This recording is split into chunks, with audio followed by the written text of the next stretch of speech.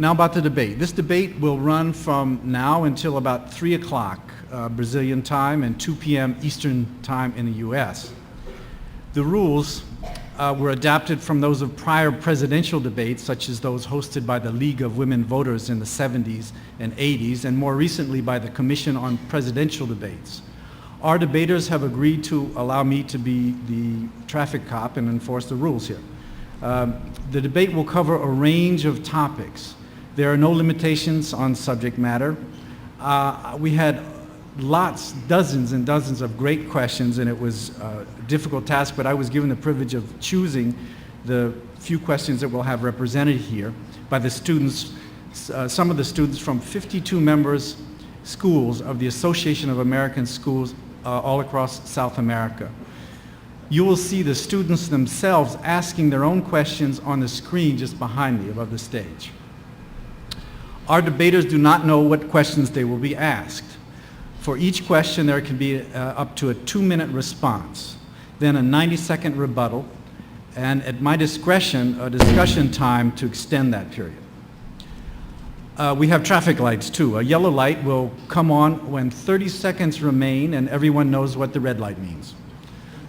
Within reason, the debaters will be granted leeway within these time limits, but we will do our best to stick to the rules and keep the discussion moving and get in as many questions as possible. The debaters may want to pose a question to one another.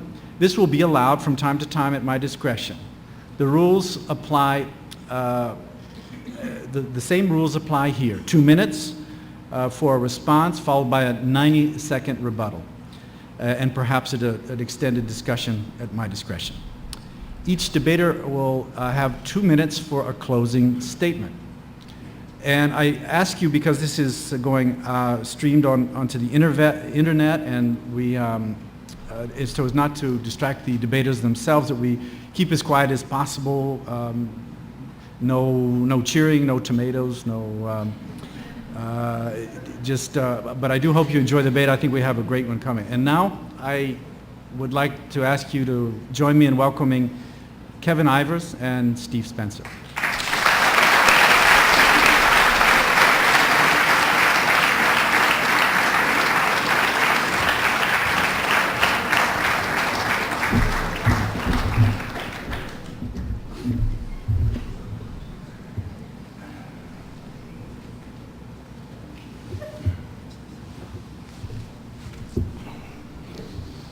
Okay, as determined by coin toss, the first question, well, we're going to have the opening statements, but then the first question will follow that. Mr. Ivers, you have 2 minutes.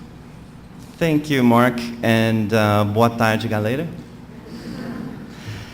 Thank you very much to the Escola Americana for hosting this event, and for Mact for his moderating. And also I want to thank the Consul General and the Consulate, and actually the whole U.S. mission here in Brazil, for all that they're doing to promote voting among American residents here in Brazil. It's excellent work, and I'm sure we both of our parties appreciate it.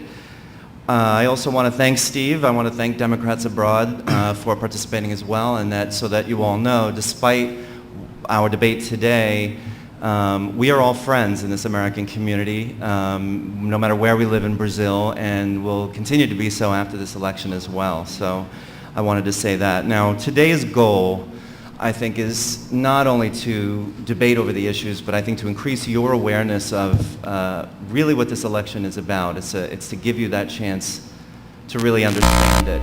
It probably may seem like a lot of theatrics. It may seem completely remote from your reality here, or even at your age, but it's important that we impress upon you that this choice is very serious. It's probably the most serious choice in a presidential campaign in the last 50 years, and particularly because of the problems that we face as a country and as a world, and they're growing every day. In fact, they're growing every hour. This is a major decision, and precisely because it affects your future, probably a lot more than mine, more dramatically, a really, really profound effect on what your life will become, and also just for the global economy, the environment, our safety and security, both in the United States and everywhere in the world. So because of that, I have to impress upon you that this election really is about a choice as to who the man between these two men, which one is proven and tested, which one is the one with the record, the judgment, and the plan to lead us. Sorry, Kevin, I'll have to ask you to wrap it up. Sure. Good afternoon. I'd like to also thank the American Consulate for their assistance in setting up the debate today. Of course, I'd like to thank the Escola Americana for all of their assistance in welcoming us here to this auditorium, and of course to Mac for agreeing to moderate this debate this afternoon. Just as Kevin said a moment ago, it seems to me that this is, in fact, the most important election that we've seen in well over a generation. I would agree that what happens after November 4th will affect your futures far more than it will perhaps even our own. We're in agreement on that. When Kevin says that we'll walk away friends from this, we'll also walk away with the same futures. And that future needs to be decided upon where we want to go. It is about judgment. It is about plans. And there are proposals and plans out there. But I think it's also about leadership. I think it's also about vision. There are many people who have experience in this life and they bring it to their respective positions. But it doesn't necessarily mean that they have a clear vision for the future, a clear vision for what's to come. And I should probably add, when you look at the histories of the two candidates, take a close look at the candidate who has, perhaps more than the other, seen some things coming around the corner, and most specifically I refer to the economic crisis that we're facing up to and inclusive of what's happening as we speak in this room today. There is a candidate who saw some of the problems that we're facing right now about to come and warned about them. And his plans are now critical in terms of what it is that we may be able to do to get out of this, to solve it, and to bring ourselves a healthier economic future.